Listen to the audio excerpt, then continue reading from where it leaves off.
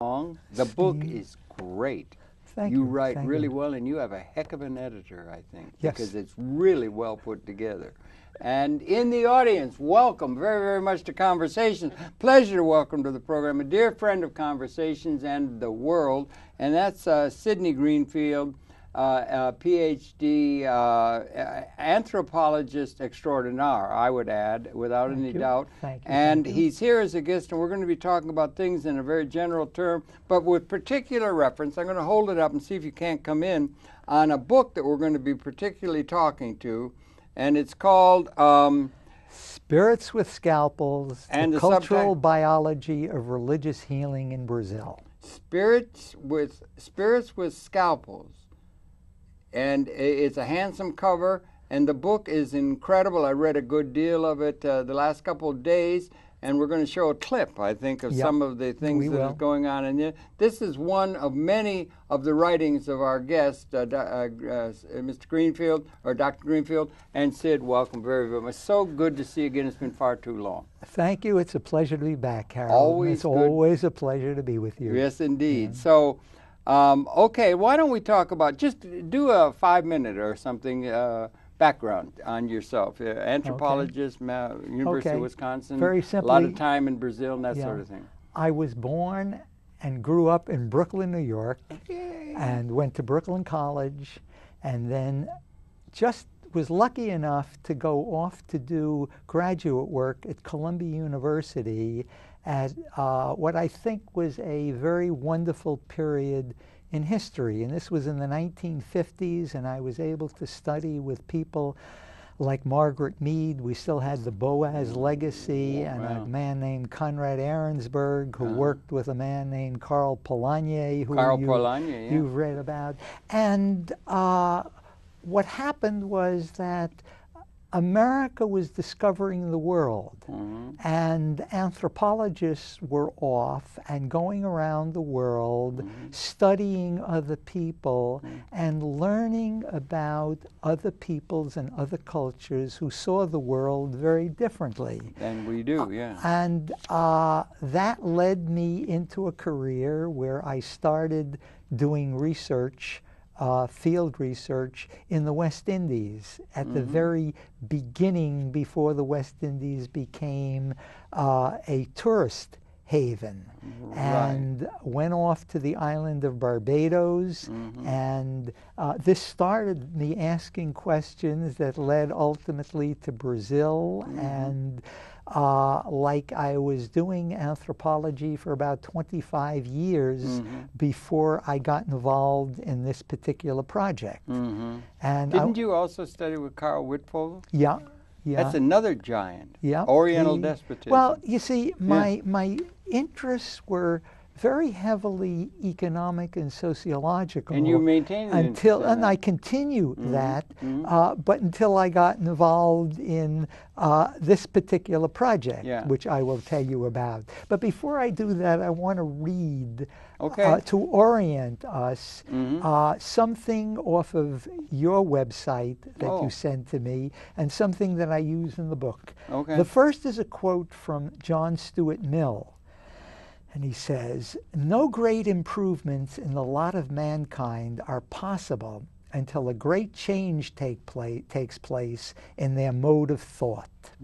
Followed by a quote from Voltaire, in which he says, "It is dangerous to be right in matters on which the established authorities are wrong." They know how to put words together. That's right.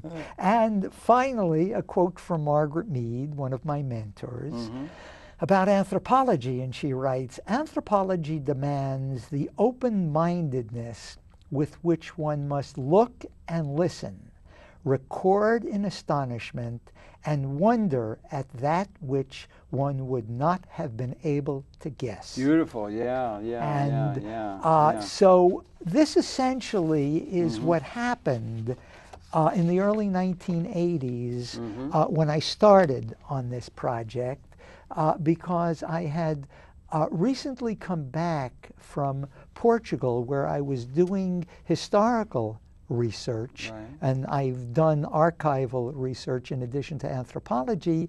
But this is something that interestingly started back in Barbados when somehow I asked the question a lot of people have asked, but how come there are all these people of African descent Yes. living not only in the Caribbean, the southern United States, Brazil, you know, their ancestors don't come from here. So I got involved in the question of whoever thought up this system of slavery and slave plantations that led to the bringing of millions and tens and millions of people from Africa to be slaves. Very interesting, yeah. And yeah. I went off to Portugal and discovered that this system had a long history, but the modern form was put together in the island of Madeira. Really? Without, not African. This was as Portugal was moving off to begin the discoveries. Henry the Henry the Navigator. Yeah. The first place that they found were the uninhabited islands of Madeira, and Portuguese colonists went there, just a handful, and the Spaniards were involved in a war of conquest against the Guanches, the Aboriginal population of the Canary Islands. Canary Islands, yeah. And the Portuguese colonists joined, took slaves, captured Guanches, who they used to build irrigation networks, and then Henry the Navigator introduced sugarcane, and the Guanches became the first slaves whose labor was used. The Portuguese continued around Africa and started the slave trade.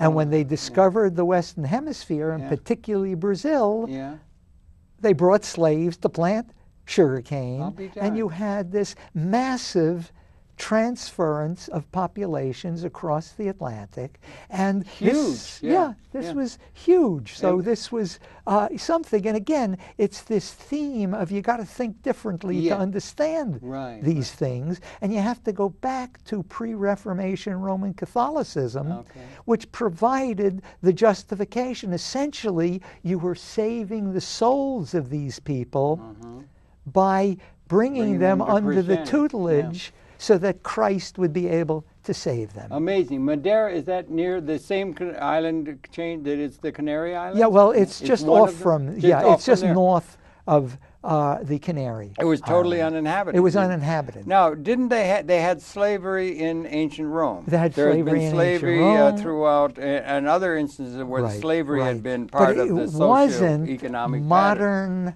okay. Modern, capitalistically oriented, not to produce commercial crops for markets. Sugar was the first commercial crop for markets produced in the West. We mentioned Carl Wittfogel. Carl Wittfogel had written on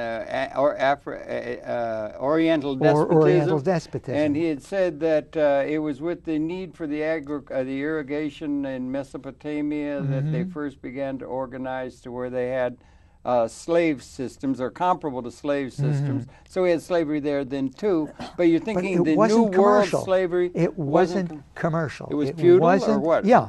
It was not to produce commodities for sales on markets. It takes me back to the Polanyi development of the market, and this is even before the market system. It was essentially, sugar was an elite commodity that was produced and sold, and you got to think of this in a Europe where there was nothing sweet other than honey. Right, that's right. Yeah, and bingo. Yeah, bingo is right. Yeah. And this was a whole system. It started with the Crusades because the Arabs were producing sugar. So in any event, I wound up finishing this project that I was still writing, and I wanted to go back to Brazil, and I got a Fulbright that took me to the state of Ceará and the capital city of Fortaleza on the northern coast of Brazil, 4 degrees south of the equator. Very near the equator, yeah. Warm. And very warm. Yes. But there are beautiful ocean breezes. Yes, right. Except that I hear that the climate change is affecting that also. Really? But that's another matter that we can get back to. And you've been particularly interested in the country of Brazil for a rather long time, and have spent a great deal of time there. Right. Right. Because I Now, find maybe it was yours 'cause- fascinating. yeah, uh-huh. And this, you will see part of the fascination as I tell you how I got interested in this project. Because I had this Fulbright, and we happened, my wife and my family and I, we got settled in an apartment that we rented. And 2 days after we got settled, I was reading the newspaper and I read an article about a spiritist healer. And I said, hey, we have some time. Why don't we go see what this is all And about? he had the 'Cause I exact had read same about name it. as somebody you knew. Yeah, as my So that godson. po- yeah, he's I your have a godson. I have a Yeah. one of my Brazilian godsons Right. who lives in Rio de Janeiro. Right. Is named Jose Carlos Ribeiro. Uh-huh. So I saw this in the newspaper Right, and I said, yeah. whoops, I Right. read the article. Yeah. I said, well, it's not about Zay, but maybe let's go see. Now, I want to underscore one thing. This is not a one-time trip. This is off a long experience, 20-odd years I had been in working Brazil. in Brazil Right. for 20 some odd Right, years okay, yeah. prior to This experience, yeah. This experience. Uh-huh. So, you know, I was an old hand. I knew something about Absolutely. Brazil. You know the and language well. knew the language, and I knew a lot of the background, Mm-hmm. but I didn't understand the relationship between Spiritism as a belief system and Brazilian popular religions. Okay, that now I I'll wonder if I could mention. ask you something there. You were talking about Madeira and their slave trade coming, and we had in the Caribbean, Uh-huh. and then it came up into in part of North America, and then into Brazil and so on. And they had, like in Cuba, they have a thing called Santeria. Right. And that's off Yoruba, I think, which is yeah. a cultural, religious this is tradition, African. Chango and all that. And that was something Okay. that in Cuba they used to exercise, but they had to keep a veneer of Catholicism, and Right. so that's part of the situation Same that is thing- largely to be seen in parts of the New World or the New, Right. you know, the world that Okay. these things brought from African Right. beliefs and so Same thing happens in Brazil. Okay. And this is the backside of what happens when I asked the question earlier, how come we get all of these people of African descent in the New World, Right. but they bring their culture and religion and belief system with them, and it has tremendous impact, much more so in Brazil than in the United States. Yeah, uh-huh. Okay, let me get into this. But it's because- a big issue. It's a Because everybody that comes major- brings their own, whether they're slave or freeman or whatever, right. they bring their own cultural traditions. And, have- this is a rich part of the America's but tradition. they also have interesting consequences. Okay, uh-huh. And these are some of the consequences that are played out in terms of what I'm doing research on. Okay, yeah. Okay, so let me just set this. Okay, because yeah. I arrived the first day and I go to see this man Mm-hmm. who is a spiritist healer.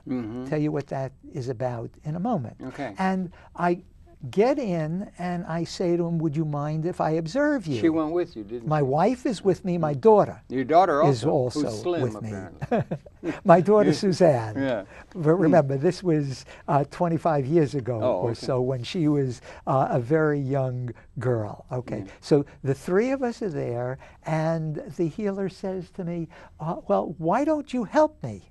You don't just watch, help. And he sticks a tray in my hand. One thing, if I may. Yes. Before he did that, he said, "Are you from the newspapers?" Yes. Well, he wanted and to you make did sure. assure him that you were not. I said, I'm not here to write about this for the newspapers. I'm not here to publicize it. I just like to try to see and understand what you're doing. And then he accepted you in a moment. He said, fine. Okay. And he puts So the help tray me. in my hand. Now, this is, okay, right, okay, go on. Okay. yeah. And he turns immediately to the first patient standing next to him. There were a Now, number of we patients there? There are a number of patients, and this is in a very tiny room. And remember, I said this is 4 degrees south of the equator. In Warm? a small room, it is very hot. It's not warm, and the breeze doesn't blow inside of houses. Humid? Humid? No, it's dry. Dry, okay. It's that's a dry, godsend, it's yeah. hot. It's a room like 8 by 10. Uh-huh. There are 20 some odd people packed in, and he turns to the first patient and he takes a scalpel off the tray that was not That you were cleaned holding. or sterilized, takes it off the tray in Wasn't my hand. sterilized at all. Wasn't sterilized. And the wife of the man is trying to explain what the problem is, And he turns, he mumbled something that I realized later he's going into trance. Into a trance? Into a trance. Okay. Takes the scalpel, jams it into the upper lid of the man's eye, takes it around, pops the eye out, places a tweezer underneath, takes the scalpel out, and starts scraping the eye. In a trance? In a trance. And you're holding the tray? I'm holding the tray. He's standing here, and my wife is with all of, my daughter, are with all of these people standing behind him. You glanced at her and she was I white. glance at her, and she's turning white because she also can't believe this. I'm trying to secure the tray, saying, what in the world is going on? And I see her turn white. Yeah. And I don't know what to do. And you're shaking. And he leaves the tweezers dangling, turns around, mumbles something, snaps his fingers. The color returns to her face. To whose face? My wife's face. Or to your wife's face? She's back her old self, and he continues scraping the eye. The whole thing only took 2 minutes. It's less than 2 minutes. Plops the eye back in the socket and puts a piece of tape over it and says, "You'll be fine." You're going to be fine, yeah. And what had he done in scientific terms? In physical terms, he scraped the lens of the eye. It is called a pterygium. Would it is a growth. Call it that? Yeah, an ophthalmologist would know. And they do this kind of surgery, but he did it without anesthesia and without antisepsis. And she had no pain. And the patient had no pain. It was a he. Or was it he? He knew what was going on, but he felt no pain. He felt no pain. Through that thing. Have you a knife, a scalpel put up under your eyeball, popped out, scraped, put back in, and then put a Band-Aid on it and say, go home. I spent the next 25 years following healers who did surgeries like this. And did you do follow-up on I whether did follow-ups on No, patient. on that particular one. On that particular case, yeah. You did follow, and he was okay? Yes, and he was okay. But there were more serious things that More serious than that? Yeah. Well, again, we can roll the tape, and I can show it to you. Well, let's set it so up as first. we continue let's slow down a little bit. Okay. Because we've brought in a roughly put together a camcorder type tape. And this is not that very experiment. It wasn't. You didn't record that very event where he did that. No, I didn't have anything. You didn't have any tape, but you have done tape, or you got the tape from somewhere else. Or no, I got these. This is tape that I took myself. You've taken tape yourself, and it's too bad we hadn't had a little more time to set it up. We could have done some editing and putting things together. Well, it'll run about 2 minutes, and what it is something that is rather extreme. Because I will tell you what it is, but it is one patient, 2 patients really, done by the same healer medium, one in which he cuts a man's stomach open while the man is wide awake talking to him and watching as his stomach is being cut open. Okay, let's not rush right to it, okay? Okay. This was done somewhat after that initial thing with the person. This is done a couple of years later. A couple of years in another place. And this is a piece of videotape that you shot. You think it might be a good time now with that brief introduction to the tape itself? Well, let me just add one more thing. Yeah, and then we're going to leave the mics open. We can talk over. It is to understand that all of this surgery is done without anesthesia and without antisepsis. And the patients invariably feel no pain, minimal, if any, discomfort, and they don't develop infections, and they don't get sick, and they don't die. They tend to recover. That original one, you said that his hand was not washed or anything? No, and then there's another healer that I worked with who washed his hands once a night. When he finished with everybody, he cut with the blood on his hand. He went in to cut and remove tissue from other patients. Good grief. And my point is this is Something's happening here. Something is happening. Now, I will add to this that one of the spirits, and this is supposedly, according to the belief system, done by spirits from the other world who were doctors or healers in a previous lifetime, who come back, reincarnate in or incarnate in the medium, and they do the surgery. So this is the spirit of a deceased doctor or healer that is doing this in terms of the belief system. Incredible like that. And then is this something that can be traced back historically through the record that this has been going on, where they channel or well, this is the claim the of modern. They haven't had that man who did that had training in ophthalmology college or anything like that? No, none whatsoever. None. No. One of them, one of these healer mediums, happened to have been trained in medicine. Okay. The man who is doing what I'm going to show had a first-grade education.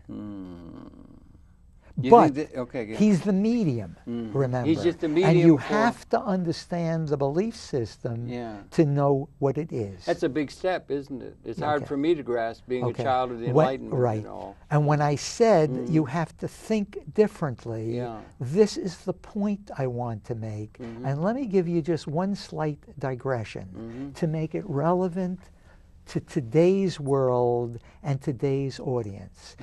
Because we are going through the healthcare reform debate right now. Absolutely. I want to emphasize that what I'm talking about here fits under the rubric of alternative medicine. Okay, very big. This is something, we have made this illegal in the United States. Yeah.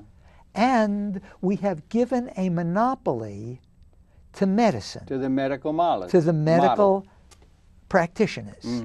Now, when you think about that in economic terms, what it means, particularly with fee-for-service, if someone has a monopoly to get paid for performing a service without evaluating the service, think they charge anything they want. Now, if you add betting on whether you're going to get sick in terms of insurance, how much do you charge for insurance? The whole thing escalates in cost, which is the problem. Now, let me add for you. Brazil is one of the few places in the world where alternative medicine exists. They turn their back on it.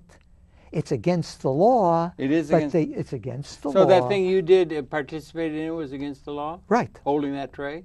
Holding the tray and holding the camera. Did you feel like you were doing something that was against the law? I was trying to learn something. Well, you could do something you're against the law. You're trying to learn. The learning something required getting outside our conventional paradigms and frames of understanding. Particularly the medical model in terms of health. Particularly the medical model. And what I had to do in the book was come up with an alternative model to medicine to be able to explain what was happening here. Yeah, you described it somewhat and then dealt with it, and that's what this book, I'm going to show the book one more time. I'll hold it up here, and we're about ready to run that tape. Okay. Yeah, let's set that up in the control room, and if you can come to this book and just show what it is. It's called Spirits with Scalpels. It's going to take them a little second to come in, but it's worth it. And it's out in the bookstores now and everything. It's out in the bookstores now. You can get it through Amazon. It's been written by Amazon and all that. It's written by the our guest, who is, again, Sidney Greenfield, anthropologist and comprehensivist, I would say, extraordinaire. He's one of New York City's great minds. I've seen his resume. It goes on, or his CV, and it goes on for pages and pages and pages in 8 font that of his writing. He's been a very, very serious scholar, so we're privileged to be able to have him here. So this is the way the book looks. And so with that brief, and we'll come back and discuss it more, but you think we might be able to show that tape now? Why don't you run the tape? Okay, if you run that tape, and we're going to be able to talk over it, and they'll have there's audio on the tape. There's no audio on the tape. There's no audio? Okay, so here we go. Here goes the tape. Okay. So here we are. What you're seeing is a surgery performed by a man with a first-grade education who, in terms of the belief system, believes that a deceased doctor is inhabiting his body and performing this surgery. That is of the surgeon, yeah. Totally uneducated. The patient is a businessman from Sao Paulo who came to this little town in the interior of Brazil for this surgery, and I'll get back to that in a moment, but you can see the patient is wide awake, observing what's happening to him, and he doesn't feel a thing. This is a young man who was shot several years before and did not have use of his lower body. His legs were paralyzed. My Lord. And his friends brought them to the town of Palmelo to be operated. Again, no anesthesia, no antisepsis. Okay? Now, the healer is cutting into his back with a scalpel. Oh, no anesthetic. No anesthetic whatsoever. Good grief. And he continues patting the blood. Right. And now he's going to begin to do something more interesting. Because when he gets deep enough, he's going to put down his scalpel.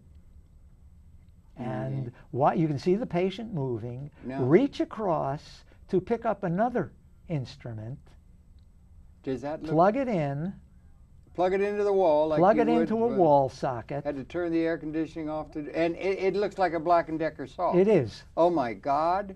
And he's going to use take that this saw. Is the doctor doing this in a trance-like state? Well, or not? he is in a trance. The medium is in a trance. In a trance-like state. Right. Okay. Now what he's going to do? He's checked with him, and now he's going to go with the saw, and he's going to. Is that the vertebrae that he's cutting, or what is?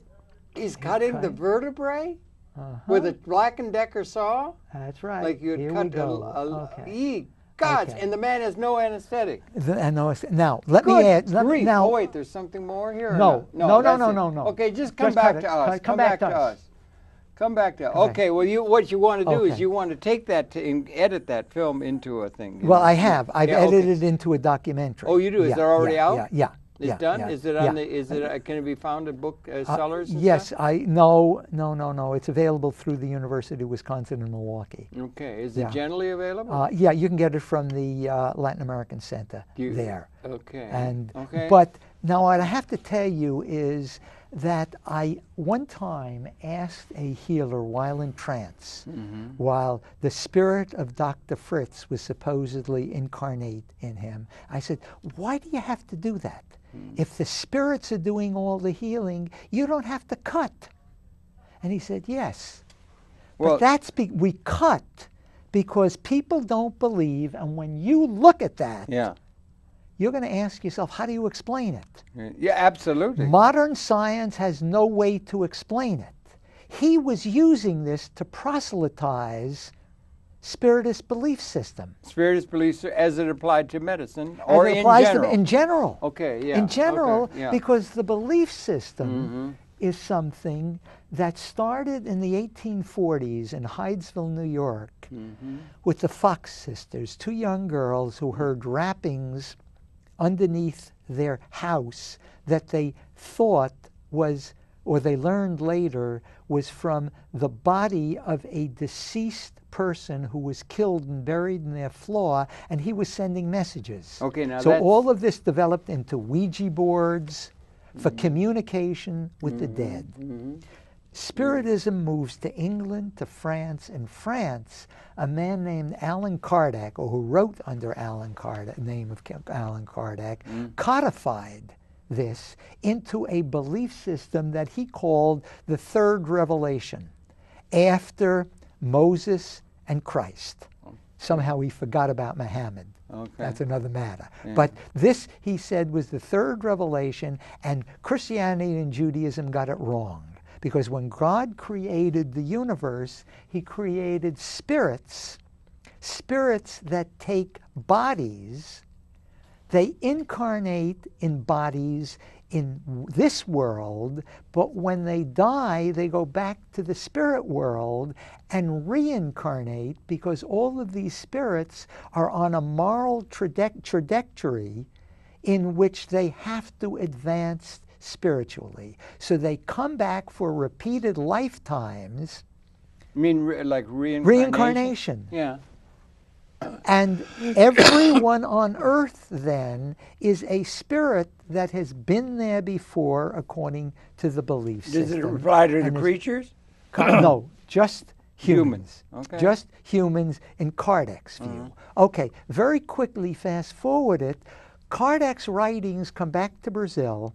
They are read by intellectuals, and remember, Kardec writes this in the 1850s and 1860s. In where? Where in was it? France. France. He moves from Lyon to Paris, and this is the period that modern medical science is taking form. Right. So he learns about Franz Anton Mesmer, who lived about 60, Mesmer, 70 yeah. years before. He's a member of the Mesmer Society. He's practicing mesmerism, which is hypnosis. Freud had done that also. Freud does it. That is, he's in and Yeah. he's practicing all of the new things, and he's up on all of the new things in medicine, and he reinterprets medicine in spiritist terms to get in the reincarnation cycle, so that there's a relationship between past lives and present lives.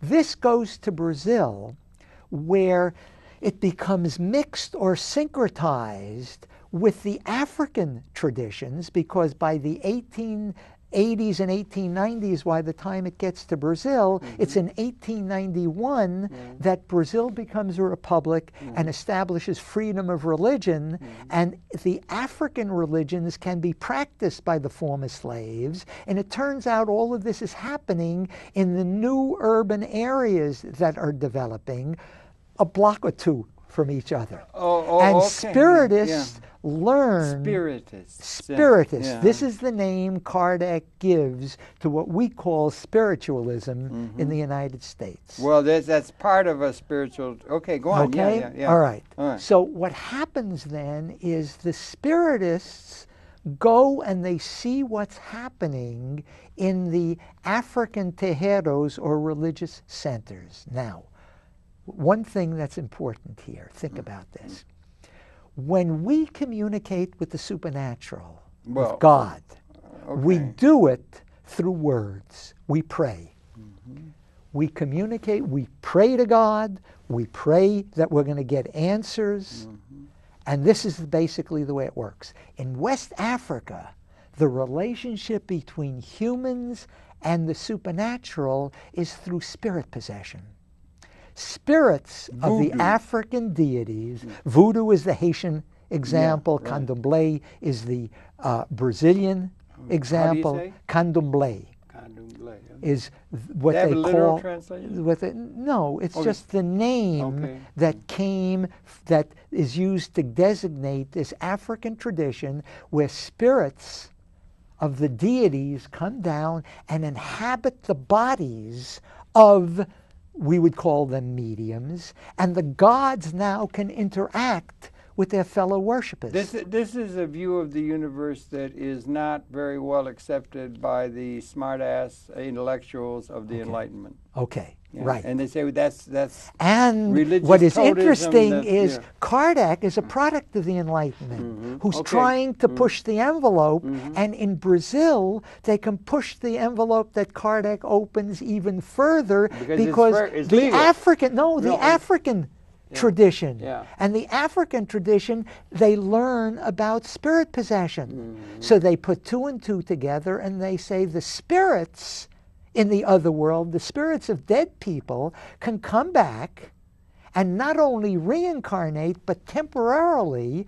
they can occupy the bodies, what we call channeling, but they can occupy the bodies of mediums and do what for Kardec was the most important Christian value he knew, and that was doing charity.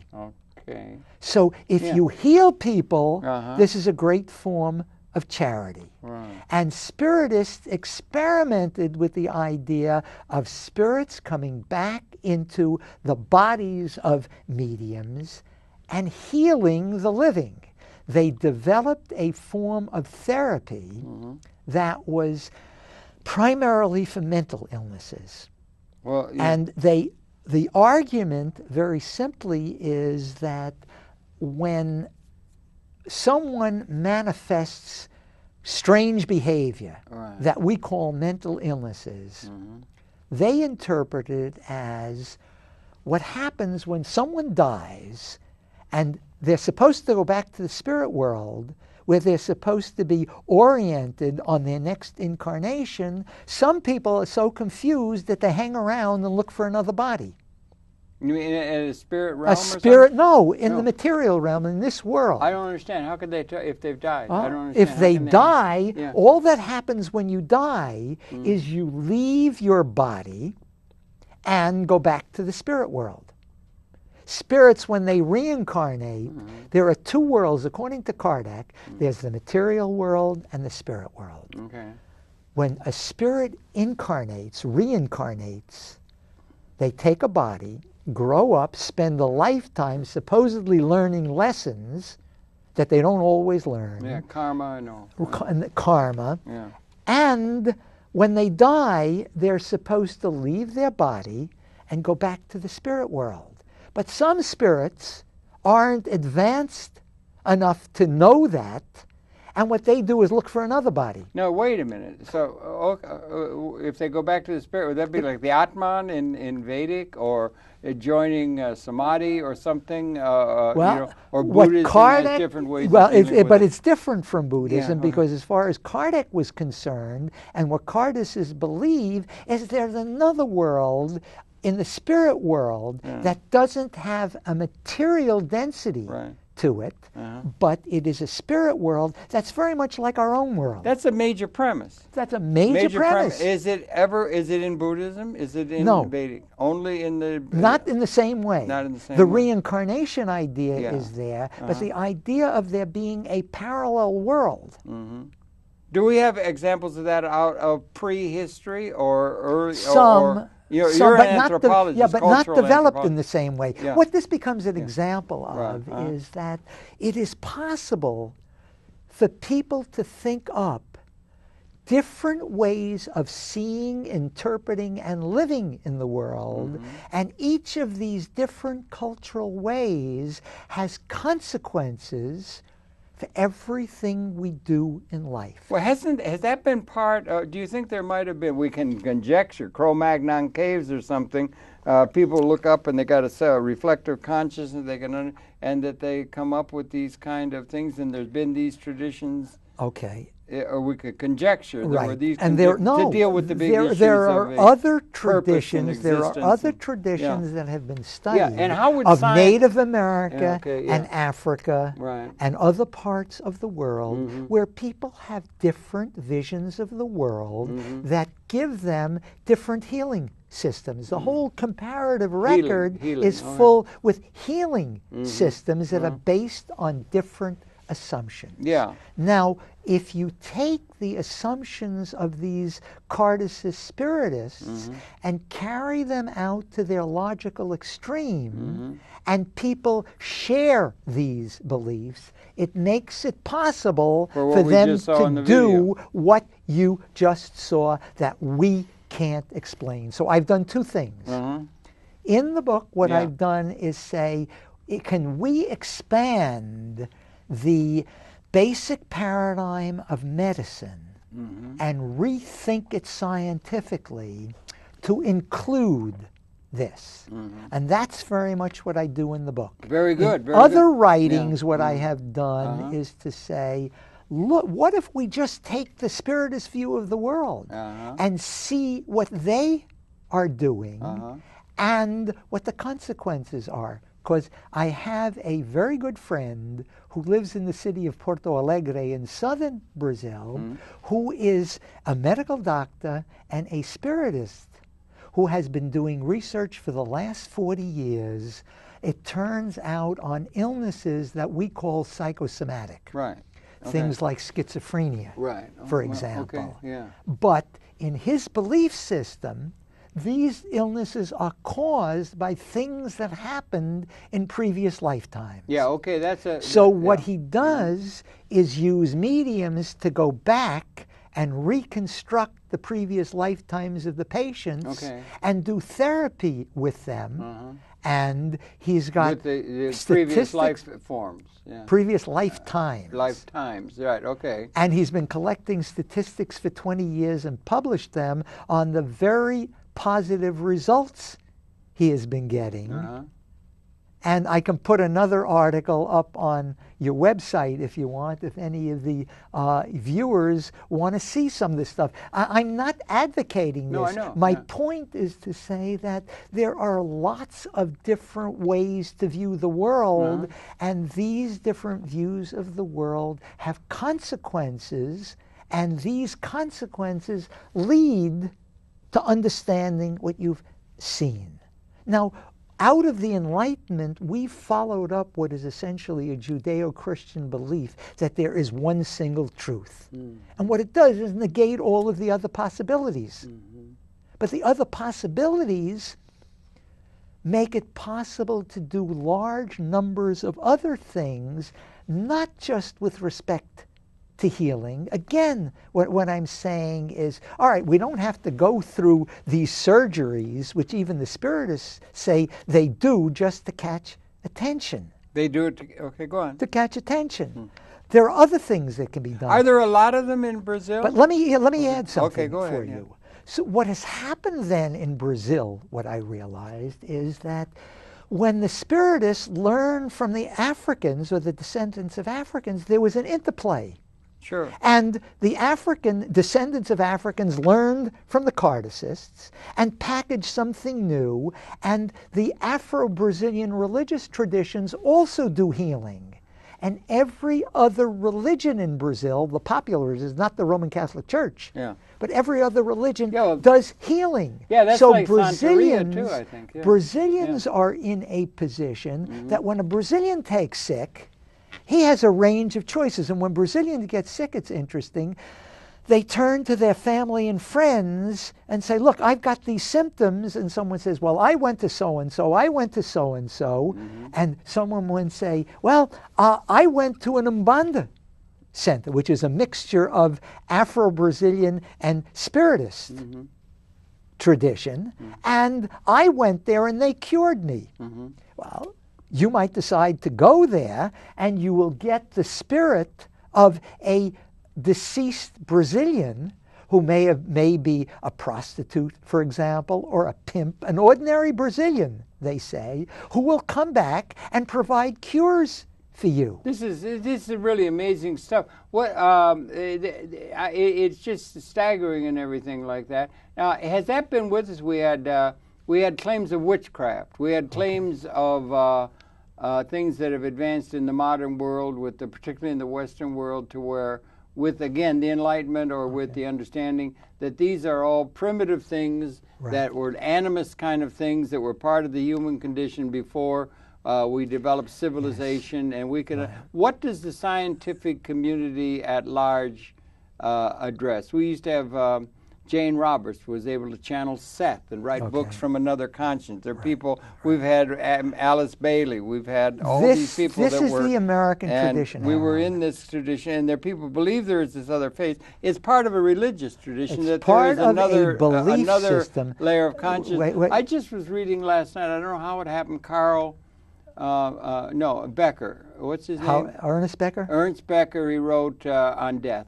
And he said the one thing that confronts human consciousness is is unacceptable is the idea of death, or it's the largest thing that we're all confronted with.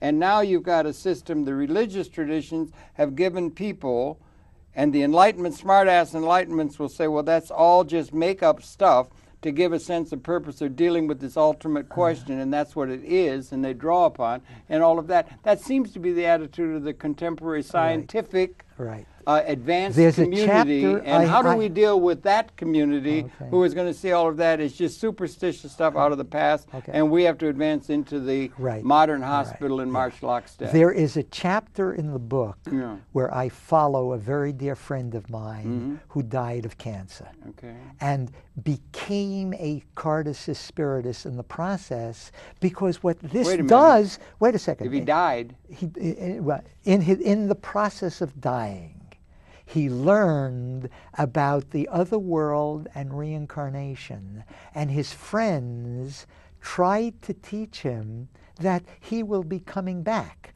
But what I want to emphasize that's here voodoo is that in the minds of this, a lot of scientists. what this does, though, mhm. that this problem of death Yes, that it's we a large one. live with, That's a major this opens the door to a new way of thinking about Well, I think death. that, if I may, I think they've come up with a lot of ways of dealing with that big conundrum that even a 3-year-old can see if they look about them, unlike a crocodile that probably doesn't give such thought to that kind of thing and so forth. And they've come up with a lot of spiritual traditions to deal with that biggie, as they right. say. And we got Taoism, we have Shinto, we have all kinds of ways of dealing with it. And kinds the of ways of Spiritist dealing thing with it. is And the Spiritist is including another Christianity. way. And Okay. a secular humanist would say it's all just makeup because they, is there a purpose or direction in the universe and everything? But the idea of there being a meta realm, they're talking now about an epigenome. Did you see that thing? Right. Epigenome. It's above it's software, hardware in terms of the genome and understanding genetic evolution. So all of this. But science will give an answer to these things, and we called it enlightenment, and we got past the witchcraft way of seeing the world. And that's the way a scientific community would address this, well, I presume. The scientific community, for the most part, wants nothing to do with with this this. spiritualism. Because and again, as ghosts I and try so to forth. do in the book, Yeah. is to pick up out of science a new paradigm that is being developed. It's going to include spiritual. That's going to include this realm. and explain how it happens in scientific Isn't terms. that what the But religious community is trying to do? That's It's right. trying to give another layer And other than just the material world. My argument here is that this is all based on the exchange of information. If you look at the body as an information exchange system, which is the way we look at genetics. Genome. Now we got the genome. Except for the fact that most of the biologists and geneticists assume that information only comes from the genes. Well, I'm If talking you to open the door. Well, let me say it. They Okay. just had it. They call it epigenome. That there's a layer above it. They make a comparison. It was on Nova, no less, right? And it was on 2 nights ago. And they say there's the genomic, like the hardware, and then the software is epigenomic. And there are events that take place that aren't explained by a hardcore understanding of the genome, which we're only just we've only just come upon in the last minute of human history. But if I take the next step, being the anthropologist, who believes that what makes humanity human is having culture. Well, and all right. Culture. Just a second. Culture is explainable in the normal understanding of material revolution. Whoa. But culture is an information system. Well, that's and culture. Excuse me. Culture is based on worldviews. Cultures vary in terms of their different paradigms or worldviews. That all I can understand without any spirit. Wait a second. No. I just want to fill one piece in. I don't want to argue with you about this. All I want to do is indicate that the information from culture, the beliefs that people share, the way they think about the world. Well, those are called memes, right?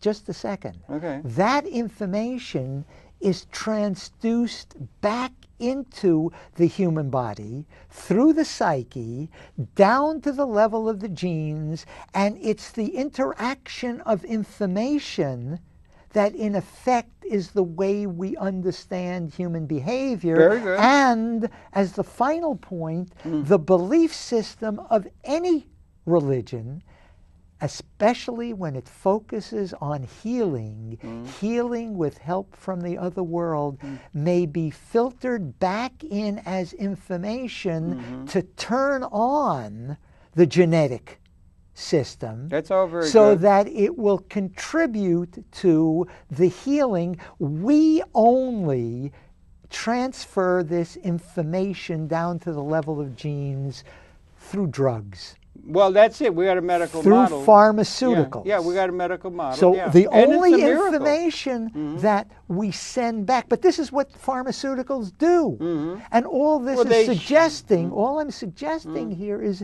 if you open this up, particularly take it back to where we started with trance states and what we're learning from hypnotherapy is that if we know we all go into the equivalent of hypnotic or trance states every 90 to 120 minutes. Only culturally we all agree to negate this. If we use it, we can convey the same kind of information, because it turns out in all of this religious healing, there are rituals that last minimally between 90 and 120 minutes where people go into trance states and the information is transduced that activates bodily systems. Okay, that's it's good. Explained in the book. The book is great to read. As it's really good. a way to do this. I understand. And the idea is to say, amongst other things, there are great big worlds out there if we get out of the Enlightenment Judeo-Christian tradition of a single truth, with everything else being superstition or wrong. There's a world that we can learn from, and there's so much to learn. Yeah. Okay, that's all very good, I would suggest. That's all very good. I did get a little upset when you said from this other dimension. The epigenome can be understood within an understanding of our normal development of Big Bang, 3.8 billion years ago, bacteria, we get life, life evolves, we have Darwin, we have an understanding of the material world without going to spiritual other dimensions to understand the gods. They had that in Rome, they had that in Athens, all over the place. They had animism, they worshiped stones, they worshiped rocks, they would play down all kinds of evidence. But you can understand human development. What the Spirit is saying. You can develop human development. You can understand human development, and the point where we are in this year of the Christian era, 2009, within a normally conceived understanding of material reality within a dialectic, and understand where we are going and understand what's going on toward a gigantic transformation, perhaps punctuated equilibrium in evolutionary terms, without resorting to all of the superstitions and things that have come out of the past, if you want. If you want to call them superstition. Secular humanism. And what the Spiritist would say, if you insist upon dealing only with the material, you're missing so much of the world. Well, there's an and that's your problem. Well, perhaps and so. That's okay. That may be. That may and be. That's okay. Well, most words, of the again, people. I mean, I had Lenny Brenner on last week, and he said there's something like 75% of the world think there are devils with a horn and a pitchfork, and they got all these. They used to burn witches. They had all of these kind of things that people had to live with because they had a consciousness that couldn't be handled. And we are coming to a new time in terms of the evolution of broader affairs. And it may be, we could go back 4 million years, we'd be Australopithecine. We would be, Lucy time. We would have a consciousness of Lucy. There's something new coming up the evolutionary line. Homo habilis is coming. And then there is going to be something new called Homo sapien. And maybe we are at a time along a hominoid line of development of consciousness in relationship to the broader cosmos. We now can take the measure of the Big Bang. The thing's going to fire up in CERN again. They're going to be able to take the measure of the Big Bang within a nanosecond of its occurrence 13.8 billion years ago. That's a pretty effective ability to take the measure of the process of which we are a part to get a sense of purpose without resorting to the things that we've had to resort to throughout history to explain things. We can begin to explain things in a very good kind of way that could maybe bring us, if we get to a system which we can maximally engage, like in punctuation punctuated equilibrium, we may be coming to a new relationship to the cosmos. But don't jump and say you've got some connection to the cosmos until we get there. We're in the birth canal. That's all. That's what the Enlightenment is doing. Okay. And most of your the development of thinking in the modern intellectual world is in that direction, not picking up old stories that have been used to give some meaning to life. At the end. Okay. Because we only got 3 minutes left. Right. I want to get the last word. You've gotten every damn word in under this whole thing. We haven't got a word in for science. Good Western science without spiritual. The point that I'm trying to make is that... Think broad. Think new. No. If you think in terms of different views of the world, these different views of the world have consequences behaviorally. I just saw it on the screen, brother. If we are willing, and this is very difficult to do, to think differently, all kinds of other behaviors are possible, not only in terms of the medical and the healing, but to go back to things we've talked about before, in order to do something differently economically in our modern world, we have to think about it differently. Okay, now, stop. You don't have to go to spiritual to think of that. You could think about an economic theory that will inform capital formation and income distribution and get the volume of a system with elemental justice for everybody and the ecology, and utilize our knowledge base in an effective way, in a liberating way that has not been... History is a nightmare. Fighting diversity. Not diversity. Yes. That is blind. This is diversity. No, to be... Again, I want the last word here. Well, you're not going to get it. I'm going to get the we're last in the word on diversity. Well, you're not going to do it by going to ancient superstitions. No. What you call superstition is what was believed in by someone else, and you're constantly going back to the single truth. No, and this is the greatest enemy of learning. It's synergy. Synergy is the behavior of systems unpredicted by the sum of the parts. There's something more than the sum of the parts when you come to punctuated equilibrium. We are in the womb. We're leaving the birth canal. We're coming to a new relationship to the universe. We don't know what that is until we get there. That is we need elemental justice to let this system work. That is through one view of the world. Not one world, that it's you synergy. May or may not be right. The point that I want to make, and the point that I'm making in the book, well, let's make sure I'll get it up so they can get a good focus on it. If we think differently, there are other consequences that open the world to alternative ways of living and doing things. People make different decisions that have different consequences, and this is what humanity is all about. Yeah, but it's a wonderful place out there if you're willing not to think in terms of what you know, but as I said from the beginning, the anthropologist in Margaret Mead's term, goes out and looks at the world, not what he wants the world to be, I know. I understand but what all exists. That. I understand that. I still say it's and Bucky this is Fuller. all I'm trying to do. I still say it's Bucky. It's wonderful, wonderful work, really interesting, incredible, great, and everybody ought to get the book, Spirits and Scalpels. I still say we don't want to jump the gun. We don't know what the universe is with those spirits and things like that. We're getting to where we can take the measure of it. We're moving along in a normally accepted notion of how things are done. We're in the birth canal, about to leave and come into a new relationship, and you can't jump the gun. You can't jump the gun by setting up what you think it is, because we don't know. It's synergy. There'll be synergy when we get to the point transhuman. We will resonatingly associate ourselves with the universe at a level transcendent to what we've been throughout the human experience. Let me go back through one moment. We're about to speciate or come into a new relationship to the universe, and we're getting there.